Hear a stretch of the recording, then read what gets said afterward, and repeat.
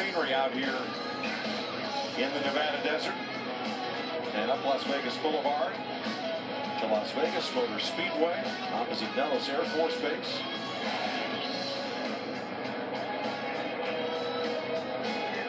And somewhere there in the midst of the neon garage, Jamie Little. And Austin Dillon, 10th on the board right now, taking a little break, letting the guys work on the car. Seems like you guys have good speed. What are you working on here in this practice? We're working on fall off. The the Lucas Oil Chevy is decent taking off. It just gets tighter as we run, so we're trying to work on the bumps in 1 and 2 and just overall balance. We raced really well last week in Atlanta and want to be able to back that up this week. So working hard at that. We've got some speed, so we'll see what we can do. You're doing double duty this weekend, and last week you said the cars are more similar. Is that the case here? Do you feel like it's about the same, both sides?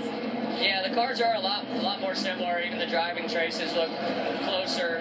You can't see the driving trace over there, but what I feel like I'm doing in the Xfinity garage is similar. So it's good to see that. If we can get our cars qualifying a little better over here, I think we're really going to have a solid year. So race-wise, though, the RCR cars seem pretty good. All right, busy weekend for Austin Dillon once again. Sure is. It seems like, I know this last week, the Harvick Summit, these Xfinity cars that don't run around here later this afternoon, and the Cup cars are really the closest together they've ever been. And I think Suarez is a good example. He's running both races this weekend, and he's running really well in the Xfinity car, and I think it's helped him over here with his Cup car.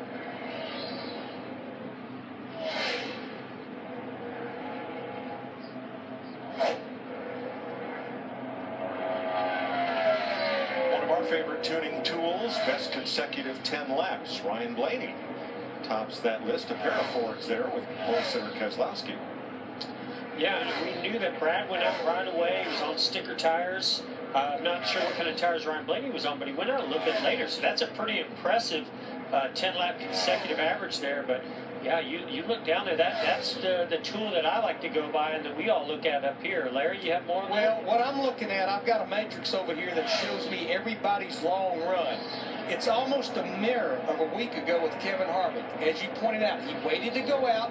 He didn't fire off that fast lap, but he made a 17-lap run, and he could still run 40s and 50s, low 29 60s, where a lot of other people, even a 20-lap run, had went way slower than that in that many laps. So he doesn't have that fast lap, but he's got good long run speed.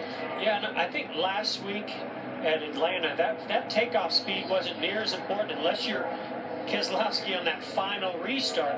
But this week, to me, I think you have to have a little bit more fire-off speed. That we just don't have as much fall-off, unless you know you're going to get long green flag runs. I would want to increase those first 5 laps and make sure I had a car I could really carry some good speed with early, but also try to average out that overall run, and that's why we've seen the 21, the 2, and some of these others up there on the averages. A.J. Allmendinger went around, not over the bumps down into turn number 1, but then had to gather it back in 2. Might not be quite enough grip up there just yet. The groove has not moved up a lot. It has moved up some.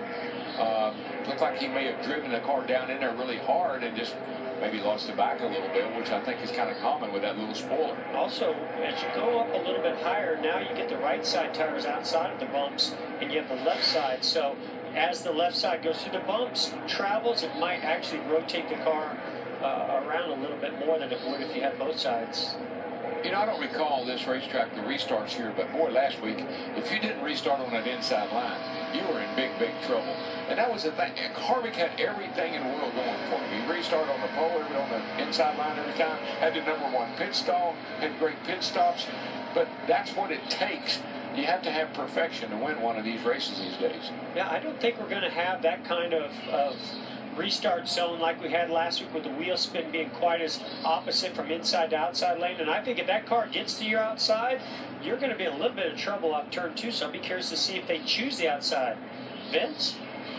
Kurt Busch, one of those drivers that's just trying to find the balance right now. He says it starts off a little wiggly and then it gets tighter as he goes and just not turning quite the way he wants. One thing we are hearing from all the spotters up and down here on pit road and the guys from the roof obviously keeping an eye on the track is that the groove is widening out in both 1 and 2 and 3 and 4, constantly keeping their drivers updated on where other drivers are running on the track. They might be able to find a little balance and a little speed.